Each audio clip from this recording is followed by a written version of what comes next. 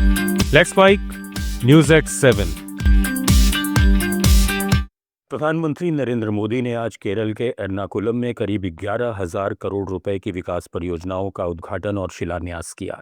इस दौरान उन्होंने भारत पेट्रोलियम की कोच्चि रिफाइनरी में 5,500 करोड़ रुपए से अधिक लागत वाली पॉलीप्रोपाइलीन इकाई की आधारशिला रखी, जिसकी क्षमता 400 किलो टन प्रति वर्ष होगी।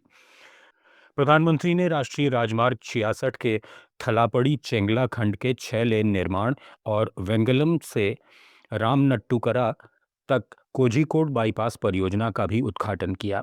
इन परियोजनाओं से केरल में कनेक्टिविटी और औद्योगिक विकास को बड़ा बढ़ावा मिलने की उम्मीद है। कार्यक्रम के दौरान पीएम मोदी ने कहा कि भारत लगातार ऐसे कदम उठा रहा है जिससे देश की ऊर्जा ज़रूरतों के लिए दूसरे देशों पर निर्भरता कम हो सके।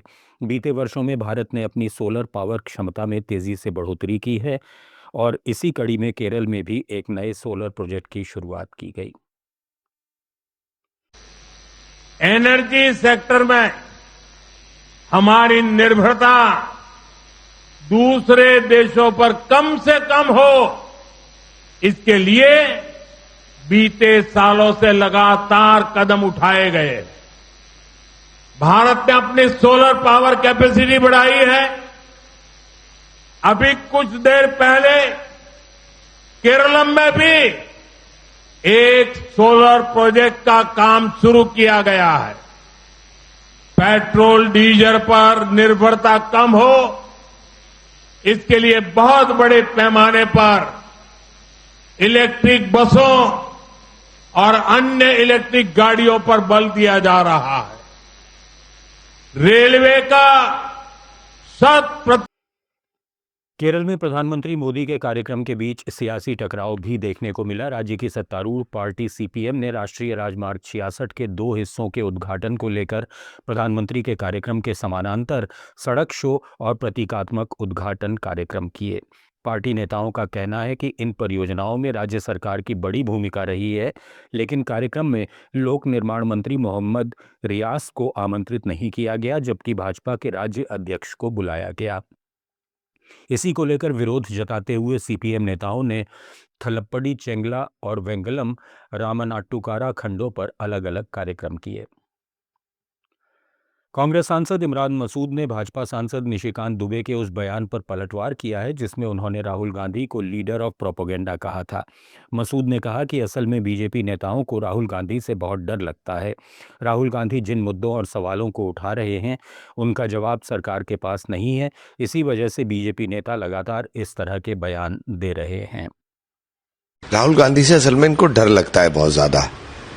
ये राहुल जी से डरे हुए हैं। राहुल जी की बातों का इनके पास जवाब नहीं है और ये इस बात से परेशान है और ये चारों तरफ इसी तरह से बोलते रहते हैं, क्योंकि राहुल गांधी जी ने जो सवाल खड़े किए, अब उन सवालों के ऊपर देश इनसे जवाब चाहता है और जवाब इनके पास है नहीं। लखनऊ में ज्योतिर्मठ के शंकराचार्य स्वामी अभिमुक्तेश्वरानंद सरस्वती ने गो प्रतिष्ठा धर्मयुद्ध अभियान का शंखनाद कर दिया है। आशियाना स्थित कांशीराम स्मृति सांस्कृतिक उपवन में आयोजित कार्यक्रम में बड़ी संख्या में संत, धर्माचार्य और समर्थक पहुंचे।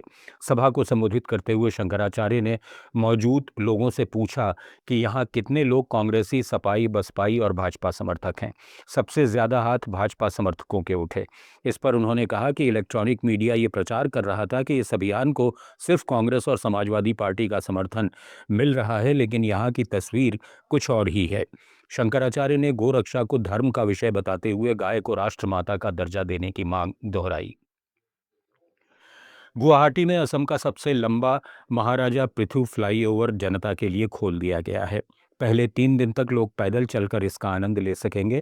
14 मार्च से ये पूरी तरह वाहनों के लिए खुल जाएगा। 800 करोड़ रुपए से ज्यादा की लागत से बना ये 4.5 किलोमीटर लंबा फ्लाईओवर चंदमारी से नूनमाटी और गुवाहाटी क्लब रोटरी तक ट्रैफिक को आसान बनाएगा। मुख्यमंत्री हिमंता बिस्वा शर्मा ने इसका लोकार्पण किया। उन्होंने कहा कि ये सिर्फ विकास नहीं बल्कि असम की ऐतिहासिक विरासत को भी सम्मान देने का प्रतीक है।